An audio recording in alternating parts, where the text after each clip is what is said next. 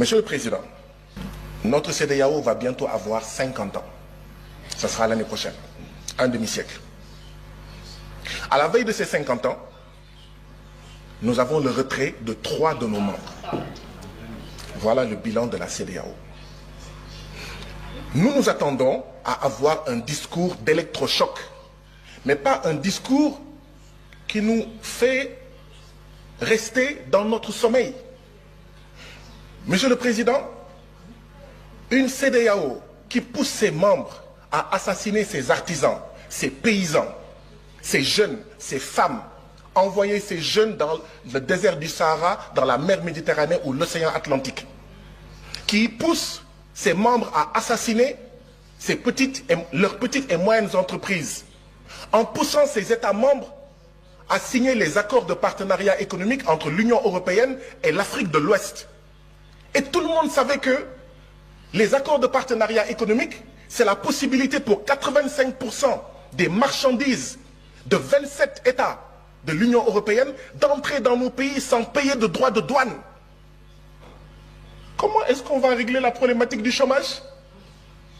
Comment on va régler la problématique du Sénégal où le taux de mortalité des petites et moyennes entreprises est de 64%?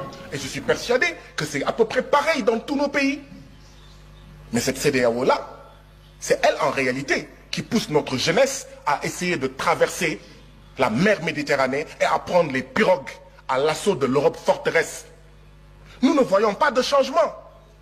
Cette CEDEAO qui pousse nos pays à maintenir les bases militaires françaises, à accueillir les djihadistes et d'autres armées d'occupation, parce que cette CEDEAO ne nous aide pas, n'aide pas nos pays, comme le Mali, comme le Burkina, comme le Niger et comme d'autres pays, à faire face à la sécurité.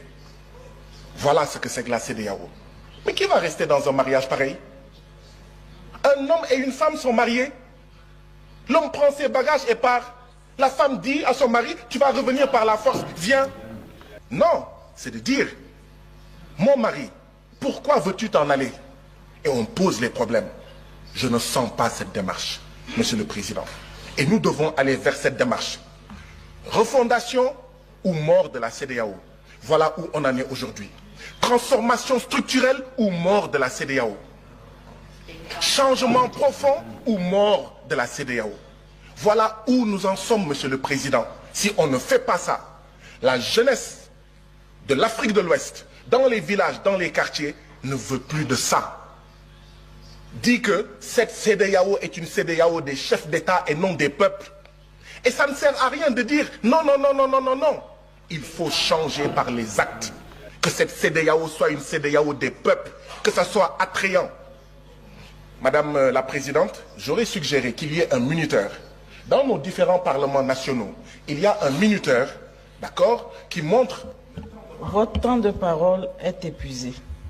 Et je suis le seul. Pourquoi? Pourquoi? Pourquoi? La CEDEAO qui est censée être... Honorable Bal, vous avez la parole.